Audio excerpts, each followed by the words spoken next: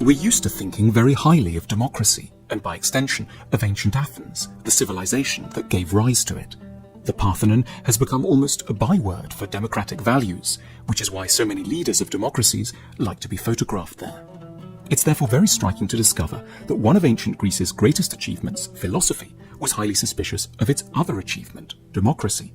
The founding father of Greek philosophy, Socrates, is portrayed in the dialogues of Plato as hugely pessimistic about the whole business of democracy.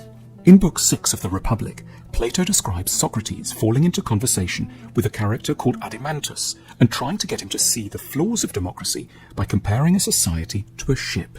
If you were heading out on a journey by sea, asks Socrates, who would you ideally want deciding who was in charge of the vessel? Just anyone, or people educated in the rules and demands of seafaring? The latter, of course, says Adimantus. So why then, responds Socrates, do we keep thinking that any old person should be fit to judge who should be the ruler of a country? Socrates' point is that voting in an election is a skill, not a random intuition.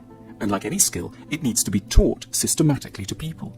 Letting the citizenry vote without an education is as irresponsible as putting them in charge of a trireme sailing to Samos in a storm. Socrates was to have first-hand catastrophic experience of the foolishness of voters. In 399 BC, the philosopher was put on trial on trumped-up charges of corrupting the youth of Athens.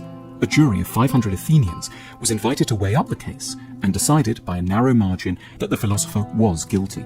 He was put to death by hemlock in a process which is, for thinking people, every bit as tragic as Jesus' condemnation has been for Christians.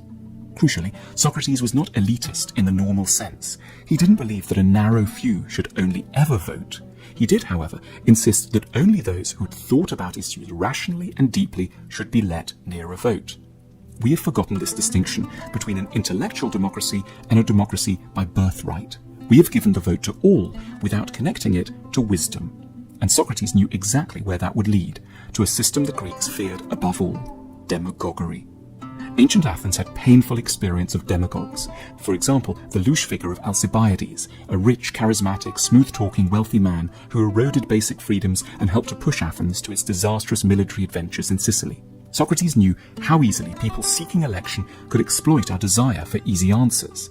He asked us to imagine an election debate between two candidates, one who was like a doctor and the other who was like a sweet shop owner.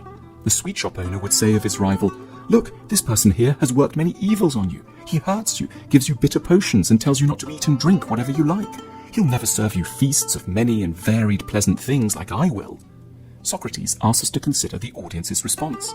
Do you think the doctor would be able to reply effectively?